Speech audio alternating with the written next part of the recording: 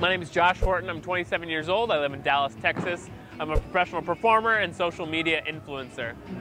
When I was at my prime in juggling, I practiced 4 hours every single day. I did that for several years. Now that I'm a little bit older and my focus is more on the business side of things and making a living, I probably do about 3 or 4 hours a week, if that's a good week. And I warm up before shows and stuff. That's kind of my practice now. My warm-up includes a lot of stretching, a lot of spin control with clubs. I always start with clubs, and I try to do some moves that get the shoulders and arms stretched out. So I do like reverse back crosses and back crosses just because it helps get that range of motion going. And then high throws, and I rotate my shoulders as I throw just to get warmed up and loose before I start training.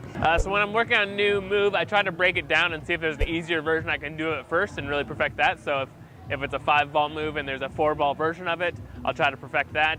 And then once I can do it with that number, I really try to see what else I can do to break it down. You know, maybe start cold or finish with a collect or whatever, and get that perfect before moving on. And that usually helps, like, you know, with perfect form and not just kind of like getting it sloppy. Because I think if you like can do something but you're running over the place or catching the wrong ends or whatever, then you're not really doing it. So you want to make sure you're learning it right.